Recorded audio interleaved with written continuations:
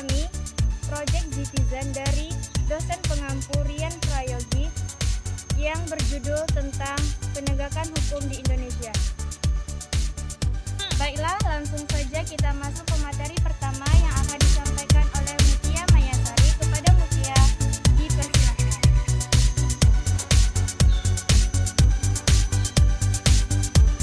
Baiklah, saya akan menyampaikan materi ini, yaitu tentang penegakan hukum di Indonesia. Penegakan hukum di Indonesia. Penegakan hukum adalah proses dilakukannya upaya untuk tegaknya dan berfungsinya norma-norma hukum secara nyata sebagai pedoman perilaku dalam lalu lintas atau hubungan-hubungan hukum dalam kehidupan bermasyarakat dan berbangsa. Permasalahan penegakan hukum di Indonesia terletak pada 3 faktor. Yang pertama, integritas aparat penegakan hukum. Yang kedua, produk hukum. Yang ketiga, tidak terlaksananya nilai-nilai Pancasila oleh aparat penegakan hukum dalam pelaksanaan tugasnya sehari-hari. Sistem hukum di Indonesia. Sebagai negara hukum, Indonesia menganut 3 sistem hukum sekaligus yang hidup dan berkembang di masyarakat, yakni sistem yang pertama hukum sipil, yang kedua sistem hukum adat, yang ketiga sistem hukum Islam. Ketiga sistem hukum tersebut saling melengkapi, harmonis dan romantis. Lanjut, masalah dalam penegakan hukum di Indonesia. Yang pertama, lemahnya integritas penegakan hukum. Yang kedua, tidak ada pengawasan yang efektif. Yang ketiga, masih melihat hukum dari kontennya. Yang keempat, netralitas praktisi hukum yang lemah. Yang kelima, struktur hukum yang overlapping kewenangan. Yang keenam, saran dan prasarana hukum kurang memadai. Ketujuh, peraturan hukum yang kurang jelas. Terima kasih.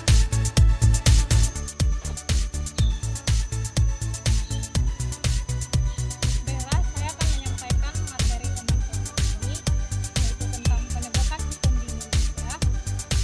Penegakan hukum di Indonesia. Penegakan hukum adalah proses dilakukannya upaya untuk tegaknya dan berfungsinya norma-norma hukum secara nyata sebagai pedoman perilaku dalam lalu lintas atau hubungan-hubungan hukum dalam kehidupan bermasyarakat dan berbangsa. Permasalahan penegakan hukum di Indonesia terletak pada 3 faktor. Yang pertama, integritas aparat penegakan hukum. Yang kedua, produk hukum. Yang ketiga, tidak terlaksananya nilai-nilai Pancasila oleh aparat penegakan hukum dalam pelaksanaan tugasnya sehari-hari. Sistem hukum di Indonesia. Sebagai negara hukum, Indonesia menganut 3 sistem hukum sekaligus yang hidup dan berkembang di masyarakat, yakni sistem yang pertama hukum sipil, yang kedua sistem hukum adat, yang ketiga sistem hukum Islam. Ketiga sistem hukum tersebut saling melengkapi, harmonis dan romantis. Lanjut, masalah dalam penegakan hukum di Indonesia. Yang pertama, lemahnya integritas penegakan hukum. Yang kedua, tidak ada pengawasan yang efektif. Yang ketiga, masih melihat hukum dari kontennya. Yang keempat, netralitas praktisi hukum yang lemah. Yang kelima, struktur hukum yang overlapping kewenangan. Yang keenam, saran dan prasarana hukum kurang memadai. Ketujuh, peraturan hukum yang kurang jelas. Terima kasih. Terima kasih. Selanjutnya kita masuk materi ketiga yang disampaikan oleh Novia Anggraini. Kepada Novia, dipersilakan. Baiklah, saya akan membacakan materi kedua, yaitu pentingnya peran pemerintah dalam penegakan hukum. Pemerintah bertanggung jawab penuh untuk mengelola wilayah dan rakyat untuk mencapai tujuan dalam bernegara.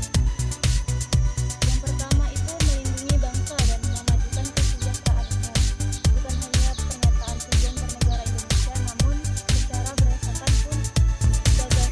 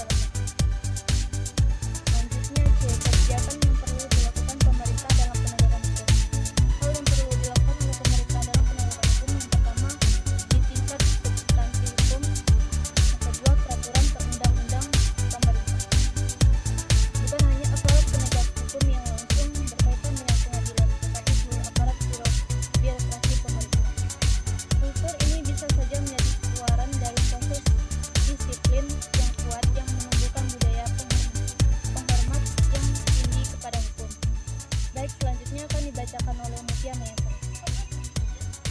Terima kasih. Selanjutnya kita masuk materi kedua yang disampaikan oleh Aryu. Kepada Aryu, dipersilahkan.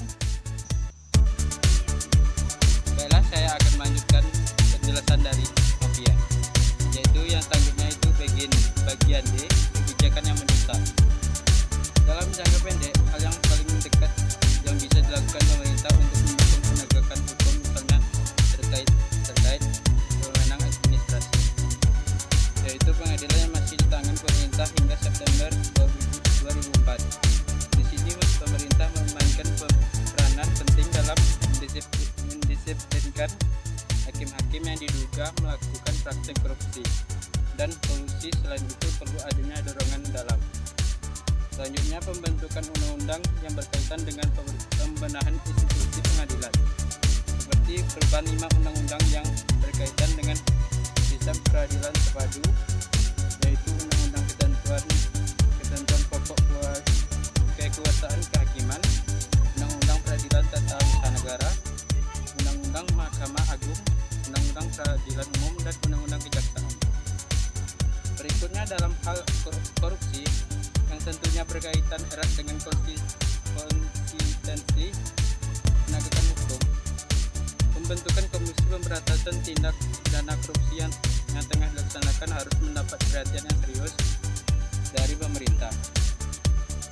Suatu hal yang sama sekali tidak boleh dilupakan adalah peran pemerintah dalam perbaikan institusi kejaksaan dan kepolisian yang jelas berada di bawah wewenang pemerintah. Kesimpulannya yaitu dalam hal korupsi yang tentunya berkaitan erat dengan konsistensi penegakan hukum, pembentukan Komisi Pemberantasan Tindak Pidana Korupsi yang tengah dilaksanakan harus mendapatkan perhatian yang serius dari pemerintah. Yang kedua, suatu hal yang sama sekali tidak boleh dilupakan adalah peran penting pemerintah dalam perbaikan institusi kejaksaan dan kepolisian yang jelas berada di bawah wewenang pemerintah. Sekian, terima kasih.